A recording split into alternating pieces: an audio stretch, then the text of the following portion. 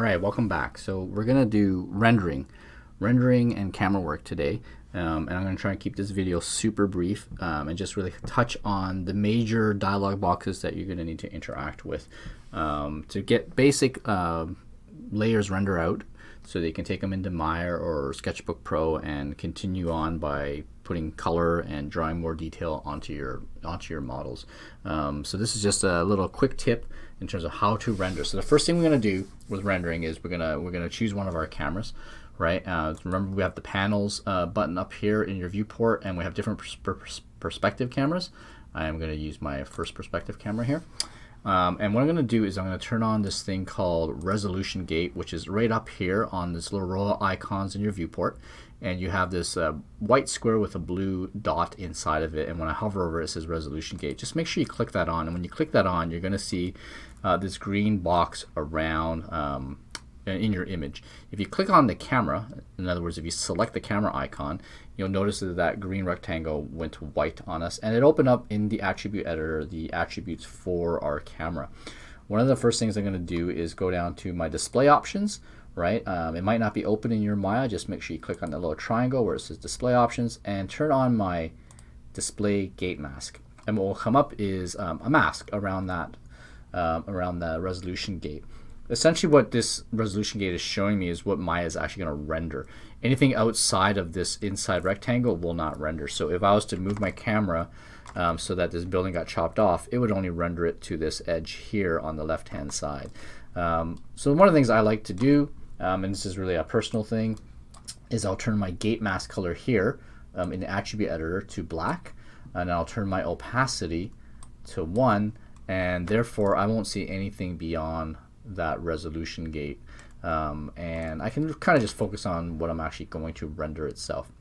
The other thing I'm going to want to concern myself is when I'm rendering things is my camera lenses, and I'm not going to get too much into camera lenses in this video, but you can also adjust that in your camera attribute under the tab camera attributes. You'll see there's a focal length here. I've got this scene set up at 24 millimeter lens, but you can type in any number you want in there, and my advice is stick to some prime numbers that you would find in photography. Okay, so we've got our resolution gate up, we've got a focal length here, 24 millimeters. The next thing we need to do is go into our render settings dialog box, and we're going to use this one quite a bit, and that can be found up here on this top row of icons right below the word menus, and there's a little slate symbol with a blue gear wheel. Click on that, and that will open up your render settings dialog box. And the first thing we need to do is tell it what size of picture we want it to render at, and that would be found under the common tab. There's a bunch of tabs up in here. Okay, what we're going to click on is common and go down to resolution, and in resolution there's a ton of presets. So we're going to render at 1080p, which is very common nowadays. And it's just the HD 1080 preset. You'll see that it's set the width of my image to 19 by 20 pixels and the height to 1080 pixels. And that is going to give me the aspect ratio, as we call it, of the image that I'm looking for. Okay, so we've got our camera selected. We've selected a lens. I've got my render settings dialog box open. Let's just do a quick render. So to view this render, in my ACA modeling shelf, I've got this icon called IPR. If I click on it, it's going to bring up my render view window. I'm just going to scale it down so we can see it here. In the render view window, it's showing me what we're actually rendering. And by default, we get what's called the beauty pass. And you can see the different passes up in this dialog here. You see the word beauty. If I click on the triangle, there are no other passes in here at the moment. So the beauty layer is basically what I'm seeing out of Maya. I've got no lights in the scene right now, so there's no shadows being cast, but I can easily add a light in here. So I'm going to add one just for the sake of this demonstration, but I'm not going to get into lights and light types. Maybe we'll do that for another video. And if you came to my class, you would know all these things already. But for lights, we can go up into Redshift. We're going to use Redshift light since we're rendering with Redshift. And go to lights, and we're going to just pick a physical light. And I'm going to go back to my attribute editor, and in the physical lights, I'm going to switch it for now to directional. And you can see as soon as I switched it, I have a very stark effect inside my render view window.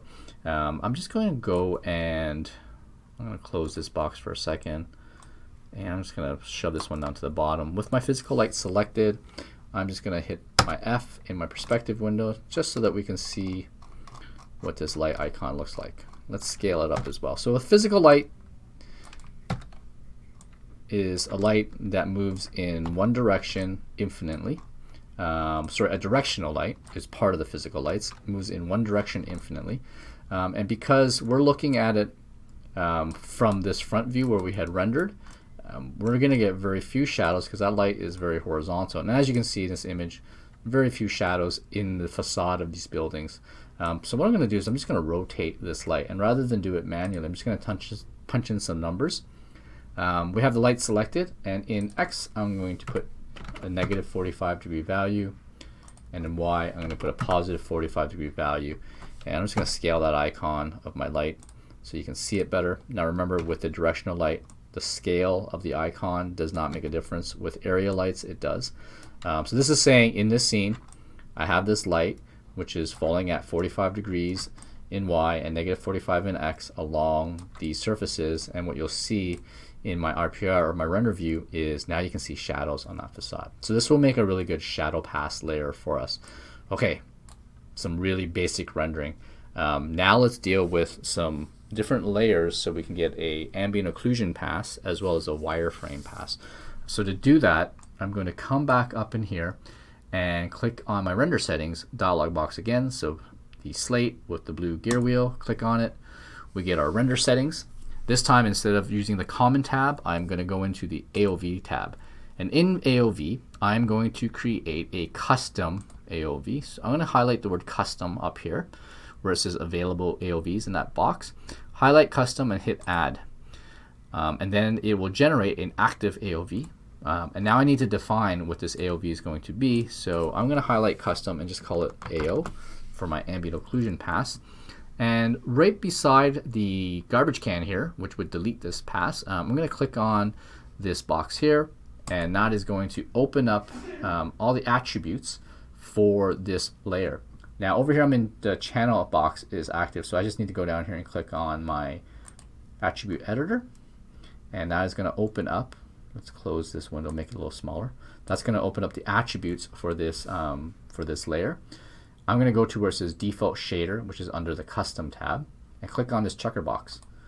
That checker box is going to open up create render node. Now in here what I need to do is click on Redshift because we're using the Redshift renderer, and in the search box just type in AO, and that is going to bring up, type in ambient, AM, and that will bring up Redshift ambient occlusion, and that's the top one in that stack. I'm just going to click on it, and that opens up another dialog box over in my attribute editor, and here I can control samples, maximum distance, brightness, a bunch of different settings in here, and this is going to help the fidelity of the render. Now this hasn't changed because we're still on the beauty layer, but if we click on this little triangle, you'll notice that now we have an AO layer. If I click on that, now we've got our AO pass. I'm just going to make this view a little bit bigger so you guys out in video land can see how big it is. Look at that. Look at that beautiful rendered image. And this is a great base layer if you're going to take it into Photoshop or SketchBook and paint over top, draw more detail. It really gives the image a really great sense of dimensionality. Okay, that's our AO layer. We're almost to the end. I'm going to come back to the render settings box, and if you've closed it out, just remember you can open it up by clicking on the slate with the blue gear wheel. With custom highlighted, I'm going to hit add again. Okay, now let's change this to beauty actually. Okay, now in here I'm going to type in wireframe because this pass is going to be a wireframe pass, and again I'm going to press this little icon beside the garbage can, and that's going to open up my attribute editor for this custom pass. And in the default shader under custom, I'm going to define the shader. So click on the checkerboard pattern. Opens up my create render node box. Highlight Redshift, okay, and type in wire for wireframe, and you'll notice it's right there on the top. Click on that. Now that's opening up another dialog box to adjust my wireframe pass, but let's go take a look at it before we do anything. So if I click back on my layers under render view, I've got beauty, right? That's the one with the shadow. I've got AO, and I've also got wireframe now, and I'll just zoom into this a little bit more. So I'm going to make this one bigger, and I'm going to make it not take up the whole frame so you guys can see how this attribute is going to affect my render. So right now this render does not look all that great. I've got a lot of what we call hidden edges along these surfaces, and I don't really want to necessarily see those. So what I'm going to do in my attribute editor for that layer, I'm going to click off of show hidden edges. I'm going to turn that off.